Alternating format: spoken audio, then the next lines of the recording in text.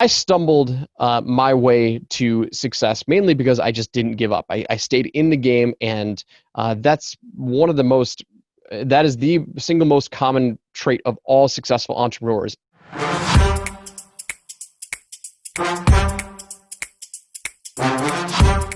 Hey, it's Joel Irwin. Welcome to another very special episode of Sold with Webinars. Today, I want to talk about something that is extremely important when it comes to the development of your business and the growth of your business.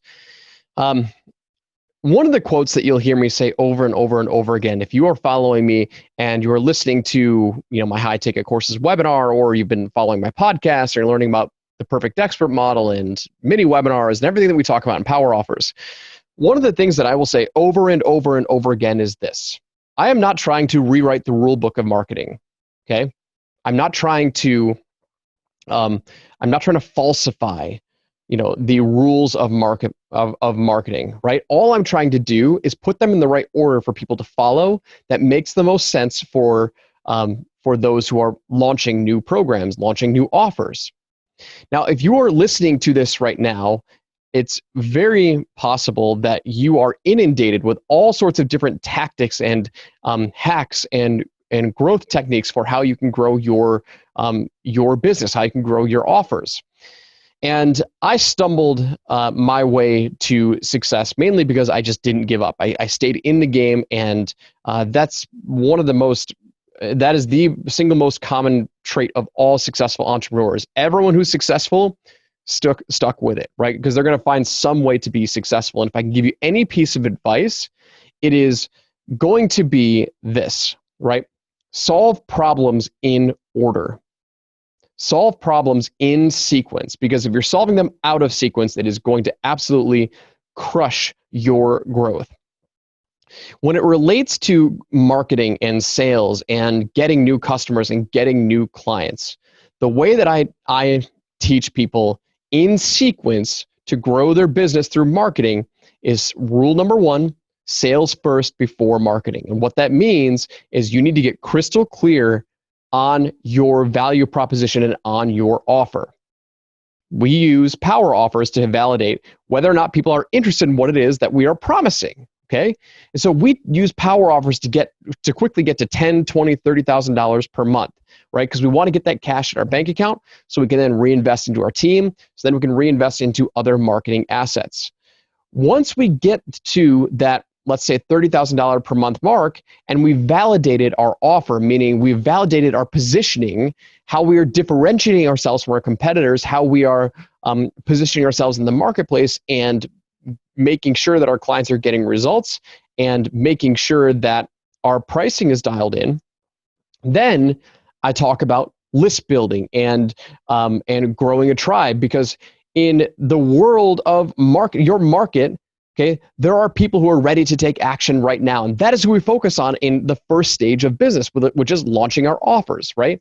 It's launching the power offers, validating our offers, and getting people to respond to our messages and our offers as quickly as possible, because there's like a segment of your market, probably anywhere between 2 to 5% of your market, who's ready to buy now, right now.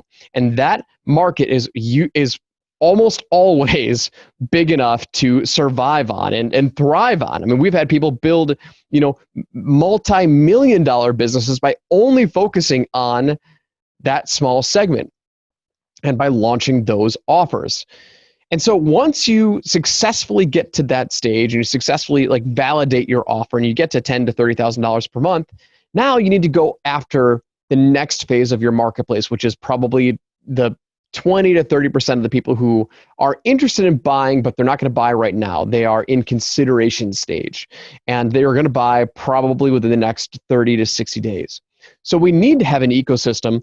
We need to have a sphere of influence for those people to interact, whether that's on our email list, whether that's in a group, right?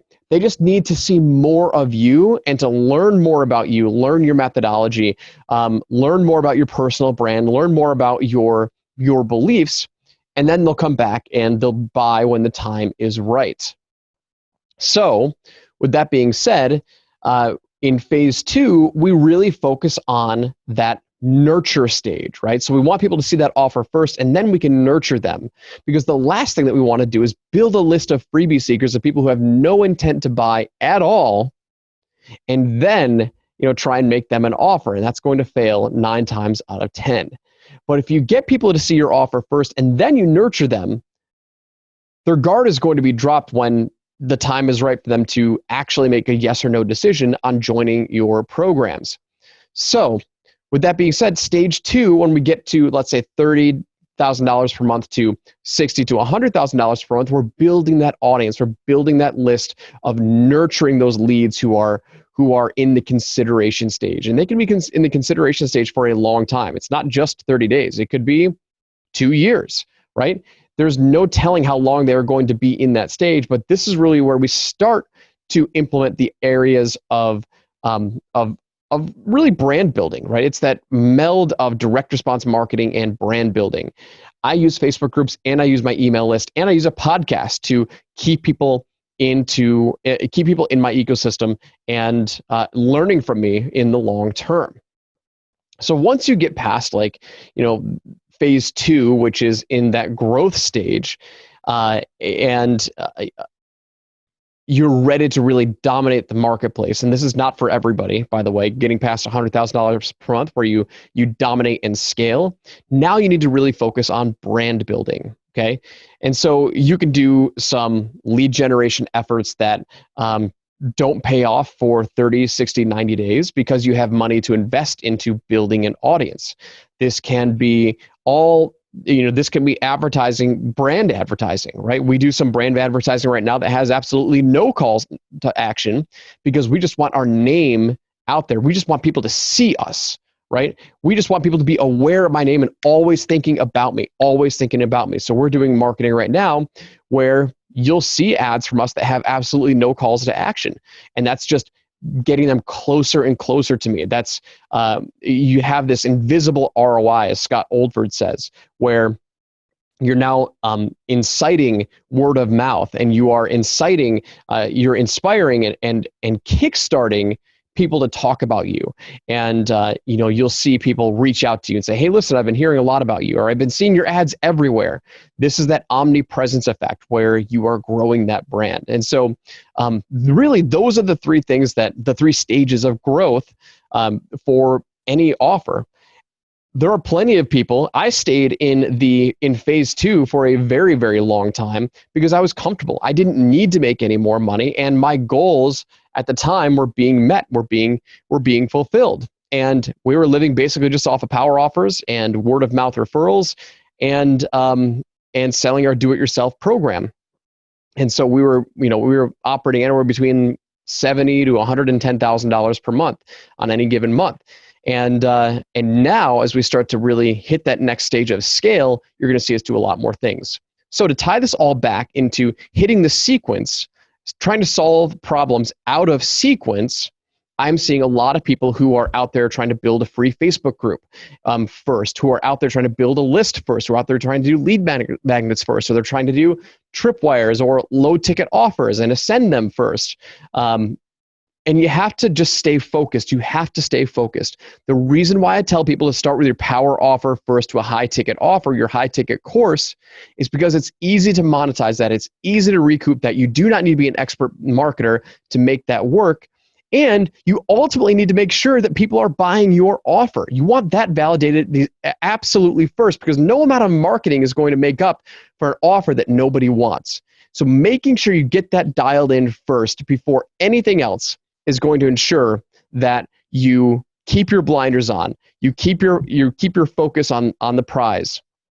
Make offers until you get people to say yes, yes, yes, yes, yes.